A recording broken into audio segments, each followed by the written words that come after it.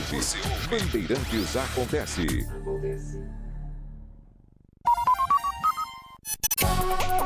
Saber, entender, compreender, conhecer, descobrir. Ouvir. Bandeirantes Acontece.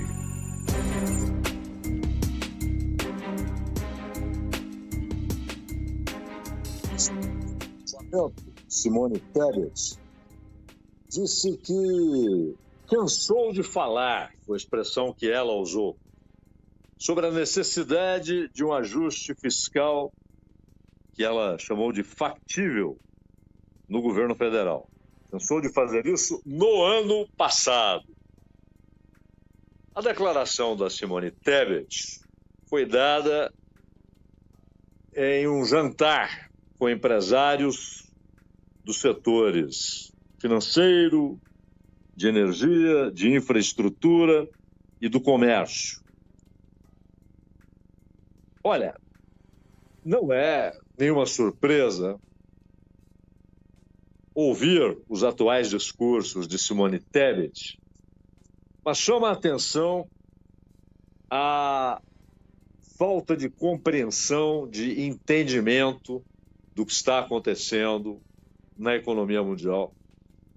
Simone Tebet é apenas porta-voz de uma ideia, de um pensamento que está dentro de uma bolha que foi ao ar nos anos 90. E grande parte de políticos brasileiros, de acadêmicos, não conseguem deixar essa bolha, sair dela, entender que a realidade transformou-se consideravelmente e que há um discurso obsoleto, anacrônico, mas que faz ares de modernidade, né? De última palavra sobre a relação do Estado com a sociedade e que vê na questão fiscal o centro das ações do Estado, o centro das preocupações dos ministros, o centro das preocupações do Congresso Nacional. E é uma bobagem. É uma incrível incapacidade de discernir o que está acontecendo no capitalismo mundial, do que está acontecendo nas relações entre estados e empresas, estados e corporações, entre os estados, entre os países. Mas Simone Tebet havia dito também, recentemente, numa entrevista a Miriam Leitão, que haverá o que ela chamou de janela de oportunidade para um grande aperto fiscal, um ajustaço. E ela acredita que essa janela será aberta depois das eleições de 26. Ou seja, Simone Tebet está propondo que no dia seguinte às eleições, se o Lula for reeleito, o Lula, se outro for eleito, esse outro já terá de começar a traçar esse caminho de um grande aperto fiscal, de uma redução ainda mais drástica de investimentos públicos. E sim, ao contrário do que o filistinismo prega, há diferença entre gasto e investimento. Isso é óbvio, mas o filistinismo tenta negar para dizer que é tudo gasto, para jogar no mesmo balaio o combustível que o povo paga para os deputados, para os ministros do Supremo, para os ministros de Estado, para o presidente da República, para o governador e seus secretários, para o prefeito e seus secretários, para deputados estaduais e para vereadores. O custo de mordomias, de viagens, o fundo partidário. Eles querem jogar tudo isso na mesma vala do investimento em infraestrutura, do investimento em educação, de programas assistenciais, que no caso do Brasil se tornam, em muitas ocasiões, se tornam programas de socorro imediato. Tal é a condição desesperadora de muitos brasileiros. Nós vimos isso durante a pandemia. Quando muita gente, ao receber R$600 no auxílio emergencial, passou a ter uma renda maior do que tinha antes. Ou seja, o normal é que tenha uma renda de R$300, R$400. E aí vem aquele papo, não, mas é preciso que as pessoas trabalhem e tenham sua própria renda. Sim, claro. Mas há um acordo não escrito, embora muitas e muitas vezes manifestado, aí sim, nas letras da Constituição. Mas é um acordo tácito, é um acordo social brasileiro, e que é justo. O nosso modo de organização social e a nossa ordem econômica produzem miséria, produzem riqueza e produzem miséria. Aliás, o capitalismo produz riqueza como nenhum outro modo de organização e produz miséria como nenhum outro modo de organização. E a ordem social brasileira está fundamentada nesse acordo de que é preciso socorrer aqueles que foram lançados fora do processo econômico. É preciso socorrer com todos os caminhos da dignidade, todos os caminhos que conduzem à dignidade das pessoas, que conduzem à possibilidade de que sobrevivam com alguma dignidade, né? De que tenham a sua sobrevivência garantida. Isso não é caridade. Esse é o acordo social brasileiro, e os impostos que a sociedade paga também têm como objetivo o socorro às pessoas que estão à margem. De resto, intervenção estatal em economia não resolve as coisas, mas o mercado também não. E esse é o ponto crucial da discussão da economia política. Acontece que a Simone Tebet enxerga tudo como uma questão fiscal. Se você produz superávit primário, aí sim você terá depois condições de fazer os investimentos. E muita gente repete esse discurso. Havendo solidez no superávit primário, ele se torne uma tendência, pronto, o Estado poderá, então, investir para cumprir com suas atribuições na infraestrutura, na saúde, na educação, na segurança pública, nos transportes. E todo mundo reclama. A segurança pública está falida. Mas, ao mesmo tempo que dizem isso, dizem também: é preciso reduzir o máximo possível gastos e investimentos, porque atiram tudo na mesma vala. O sujeito anda numa estrada federal, ele paga imposto quando coloca gasolina no carro, quando coloca álcool no carro, quando coloca diesel no caminhão, no ônibus. Muitas vezes ele paga até pedágio para encontrar uma rodovia esburacada, algumas sem acostamento, com convites constantes a acidentes fatais.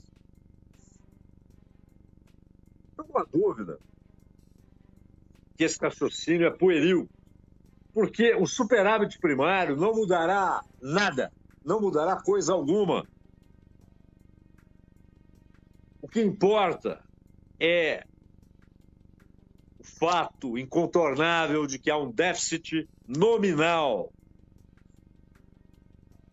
O déficit nominal é resultado da dívida pública.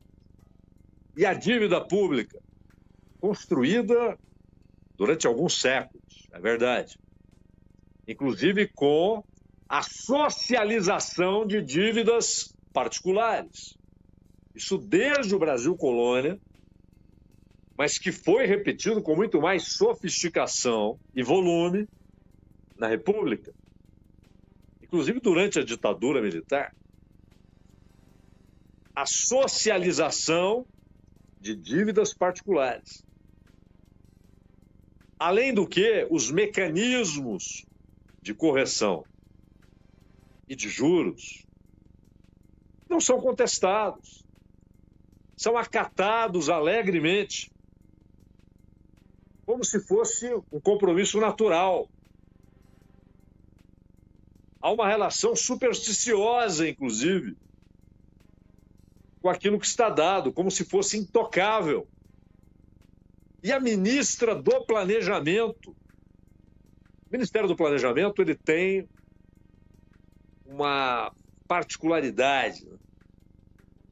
Ele trabalha transversalmente. Seu papel deve ter consequências para todos os outros ministérios, inclusive para o Ministério da Fazenda. É preciso uma visão geral, uma visão histórica, uma visão econômica geral e uma compreensão do que está acontecendo no mundo. Mas a ministra do Planejamento, Simone Tebet, não tem essa compreensão. E fica atada à ideia fanática de um novo aperto fiscal. Ela acha, inclusive, que esse pacote do Haddad foi para o Congresso. O Congresso ainda tirou algumas coisas ruins. Como no caso do que se planejava para pessoas com doenças e que recebem o benefício de prestação continuada. Mas o Congresso não evitou o estrago, o ataque ao BPC, que é o mais importante programa social brasileiro. Não evitou o ataque ao abono salarial. Ou seja, quem ganha 2 mínimos está fora da lista dos que podem receber o abono salarial. Isso vai sendo reduzido até um teto de 1,5 salário, do vergonhoso salário mínimo brasileiro, menor do que o de Honduras, do Paraguai. Não impediu também o ataque ao próprio salário mínimo, pela primeira vez na história, estabelecendo um teto para o salário mínimo. E aí a Tebet diz, não, faz sentido aquela elevação do dólar, porque o pacote foi insuficiente. Como quem diz, muito fraquinho. O que ela quer mais?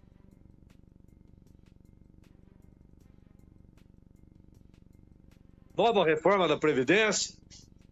Um novo ataque aos direitos dos aposentados e pensionistas. E isso está sendo plantado em vários terrenos no Brasil. Na imprensa, no Congresso, dentro do governo. O próprio Haddad já mencionou, de passagem, mas algumas vezes mencionou, a necessidade de uma nova reforma da Previdência. E não é para derrubar aquela péssima reforma que foi aprovada. E que, inclusive, estabeleceu roubo contra pensionistas. Não. É para ampliar o ataque contra aposentados e pensionistas. O que querem mais? Porque aquela tolice que serviu de argumento para tal reforma trabalhista, que tem sido, aliás, aprofundada, lamentavelmente aprofundada pelo Supremo, e que atacou conquistas históricas. Conquistas que são, na verdade, um reconhecimento implícito do próprio capital de que o verdadeiro produtor de valor não desfruta desse valor, não desfruta da riqueza que produz. Ele apenas vende sua força de trabalho, o trabalhador. Então, ao longo do tempo, o 13º, as férias remuneradas, o fundo de garantia, e antes havia a estabilidade com a indenização, tudo isso é atacado de que maneira? Lançando fora a legislação? Não. Precarizando as relações de trabalho. Estabelecendo relações onde essas conquistas não estão previstas. É a tal carteirinha verde e amarela, defendida pelo Paulo Guedes. E dentro do governo Lula, há muita gente que pensa da mesma maneira. E aí entra um risco de um oportunismo político, porque se é para fazer esse aperto que ela enxerga necessário depois da eleição,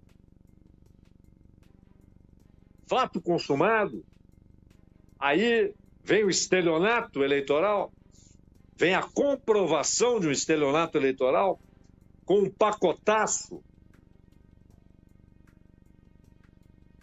propondo o quê? Porque o que pode ser além disso, do que já está posto, teto de gastos, que vai inviabilizar o piso para a saúde, o piso para a educação. Isso é matemático. Chegará um momento em que será necessário escolher ou a manutenção do teto de gastos ou o piso para a educação e saúde. Não haverá possibilidade de manter as duas coisas. Não haverá. É uma curva de um lado, outra curva do outro, e elas vão se encontrar. Isso é aritmético. Não é uma possibilidade, não é um debate acadêmico. É aritmética. Acontecerá. Teto que o governo inventou, porque o Congresso queria derrubar o teto anterior, porque se tornou incômodo, inclusive para suas emendas, e para as obras que os deputados demandam. E passaram a argumentar com o governo que tomaria posse. Olha, vamos acabar com esse teto, e aí até agosto você traz um arcabouço fiscal. Por isso começaram a falar em arcabouço.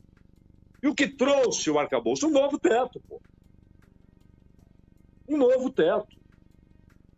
E o Lula disse na campanha, comigo não vai ter teto. Tem. E além de tudo isso, os ataques a BPC, salário mínimo, abono salarial, Fundeb,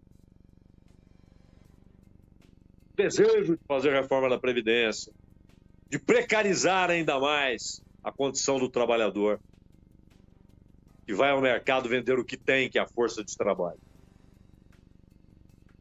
O que mais? Qual seria esse aprofundamento? Porque ela acha que tudo isso que aconteceu até agora é fraquíssimo. E aí está justificada a movimentação para a compra de dólares, aquela demanda em corpo do dólar, que já foi domada, por sinal, até porque, com os juros que o Banco Central estabeleceu, o cara olha para o dólar, olha para a Selic e fala, vou de Selic, vou de papel indexado pela Selic.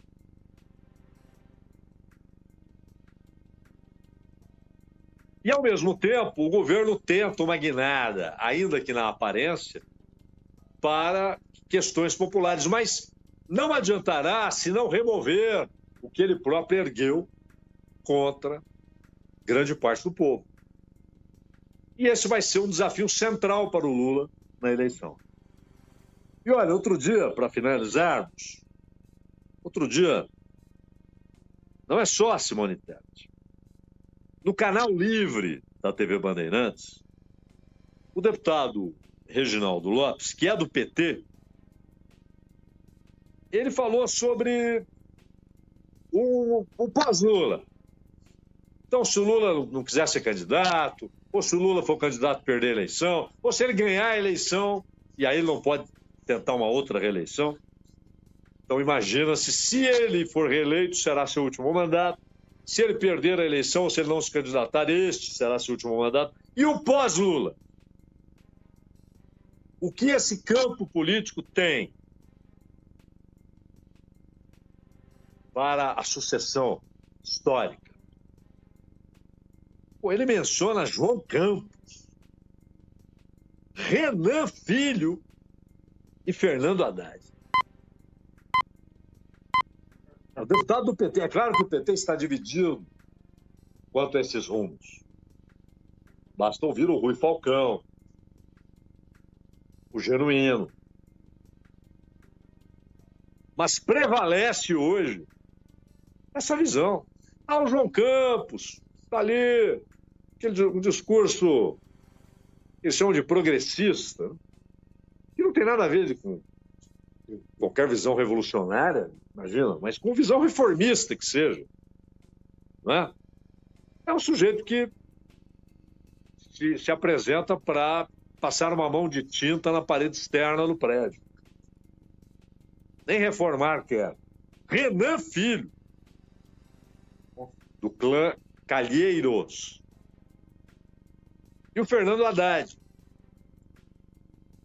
que é hoje aquele candidato que o próprio André Esteves, representando uma parte importante do setor bancário e financeiro, disse que o ideal para ele é uma eleição segundo turno entre Haddad e Tarcísio, porque acha que há muitas convergências entre eles.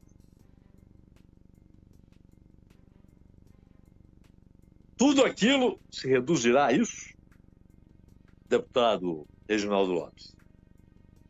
Toda a ideia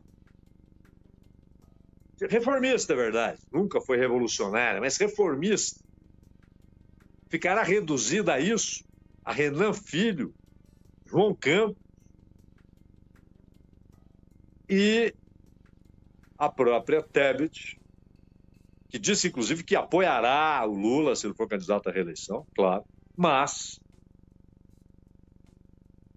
é preciso que o Lula diga se o que a Simone propõe, no pós-eleição, no dia seguinte à eleição, se é a posição do governo ou se é uma posição da Simone Tebet rechaçada pelo governo, meu caro Cristiano Pavão.